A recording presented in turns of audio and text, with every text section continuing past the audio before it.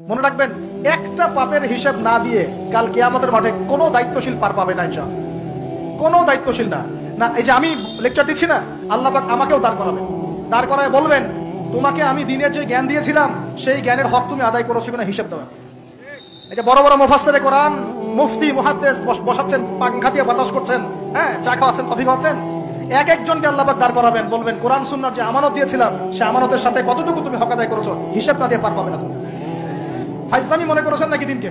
ঠিক একই ভাবে সমাজের, রাষ্ট্রের দায়িত্ব আল্লাহ পাক যাদেরকে দিয়েছেন এক একজন ব্যক্তিকে আল্লাহ পাক দাঁড় করাবেন, দাঁড় করে জিজ্ঞাসা করবেন কোন কোন জনগণের কোন কোন হক তুমি নষ্ট করেছো, কার কার হক দিয়েছো, কার কার দেও নাই, সবার সামনে হিসাব দাও, তারপর জন্ম হয়ে যেতে পারে। এত সহজ, এত সহজ না। দুনিয়ার জীবনের প্রতিটা কাজের হিসাব আল্লাহর কাছে দিতে হবেই হবে, এটা গ্যারান্টি। এই প্রতিটা মেয়েকে আল্লাহ জিজ্ঞাসা করবেন তোমাকে পর্দার বিধান দিয়েছিলাম, কেন পর্দা করো? প্রত্যেক মুসলিমকে আল্লাহ জিজ্ঞাসা করবেন 5 ওয়াক্ত নামাজ ফরজ করেছিলাম, নামাজ পড়ো নাই কেন, ঠিক মতো পড়েছো কিনা? প্রত্যেক ধনীকে আল্লাহ জিজ্ঞাসা করবেন দাঁড় করিয়ে করি, এক একজন করে, একসাথে 10 জন না, একজন একজন একজন করে আসবে, একজন করে। এই আব্দুল্লাহ তুমি আসো, এই আব্দুর রহমান তুমি আসো, এই ওবায়দুল্লাহ তুমি আসো, এই রহিম তুমি, আব্দুর রহিম তুমি আসো। এক একজন করে আল্লাহ ডাকবেন, বলো তোমাকে ধন দিয়েছিলাম কি করেছো, বলো তোমাকে ইলম দিয়েছিলাম হক আদায় করেছো কিনা, বলো তোমাকে ক্ষমতা দিয়েছিলাম কি করেছো। আমি জানি না আর কিভাবে ওয়াজ নসিহত করলে মানুষের কলিজার মধ্যে ঢুকতে পারে, আমার জানা নাই। আমি সহ প্রতি ব্যক্তি এই বিচারের সম্মুখীন হবেই হবে। আল্লাহ পাক আমাদের সবার জন্য বিচারটা সহজ করুন এবং এই কথাগুলো বুঝে আল্লাহকে ভয় করার তৌফিক দান।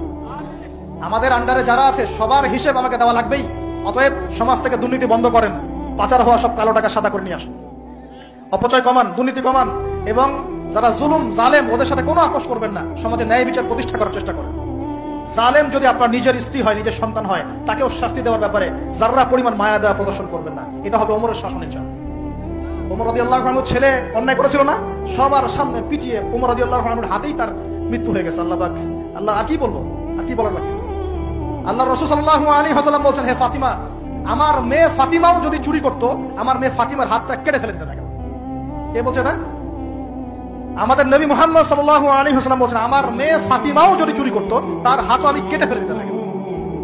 আর আমরা আমাদের দলের লোক, আমাদের সংগঠনের লোক, আমাদের সামাজিক সংগঠনের লোক, আমার চাচা, আমার মামা, আমার খালু, আমার অমুক, এই করতে করতেই তো সব শেষ করে ফেললাম।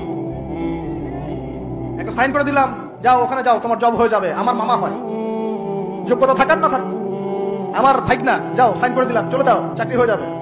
অথচ যাদের চাকরি পাওয়ার যোগ্যতা ছিল ওরা রাস্তা রাস্তায় ঘুরে ভ্যান চালাচ্ছে এখন বসে বসে। আপনি ভাবছেন যে এগুলো হিসাব দেওয়া লাগবে না? এক একটা পাপের হিসাব আল্লাহর কাছে দেওয়া লাগবে, এক একটা পাপের। তুমি অমুক পাওয়ার দেখায় একটা মানুষকে পিটায় মেরে ফেলে দিলা, অমুক পাওয়ার দেখায় একজনের সম্পদ কলমের খোঁচা দিয়ে দখল করে ফেলে দিলা, মনে করলো যে কেউ দেখলো না। খালি নিঃশ্বাসটা বন্ধ হোক, কবরে যাও, আল্লাহ দেখাবে তোমাকে। খালি কবরে যাও, মুনকার আর নেকি যখন আসবে চোখগুলো হবে নীল রঙের চোখ, ভয়ঙ্কর। কেমন চোখ ভাই? নীল রঙের ভয়ঙ্কর চোখ। আমি বলি একটা হাদিস, কোন একজন নবী আল্লাহকে বলেছিলেন যে আল্লাহ আমি মারা যাওয়া কোনো মানুষকে দেখতে চাই, সে কেমন আছে। এটা শুনেন ভালো করে হাদিসটা, মারা যাওয়া কোনো মানুষকে আমি দেখতে চাই, সে কেমন আছে। আল্লাহ পাক সেই নবীর আরজি কবুল করলেন, বললেন আচ্ছা ঠিক আছে দেখাচ্ছি। কবরের সামনে গিয়ে দাঁড়ালেন। 1000 বা 2000 বছর আগের কোন ব্যক্তি যে মারা গেছে তাকে কবর থেকে চিন্তা করেন, নবী দেখছেন এবং সে ভয় থরথর করে কাঁপছে, এখনো ভয় থরথর করে কাঁপছে। নবীজি, আমাদের নবী নন, অন্য কোন নবী তিনি, সেই নবী বলছেন যে তুমি ভয় কাঁপছো কেন, তুমি কত বছর আগে ইন্তেকাল করছো, কি তোমার হালচাল বলো আমাকে। সেই ব্যক্তি বলছে আমি আজকে থেকে 1000 বা 1500 বছর আগে মারা গেছি, আমি ভয় কাঁপছি। যখন আমি মারা যাচ্ছিলাম মালাকুল মউত যে আকৃতি নিয়ে আমার সামনে এসেছিল ওই আকৃতি আমি এখনো ভুলতে পারি না, তাই দেখে আমি থরথর করে যাচ্ছি। তিনি বলছেন যে আমি 1500 বছর হয়ে গেছে আমার মউতের, কিন্তু আমার দেহ থেকে এখন পর্যন্ত রূহ কবজ করার যে কষ্ট, এই কষ্ট এখনো যায় না।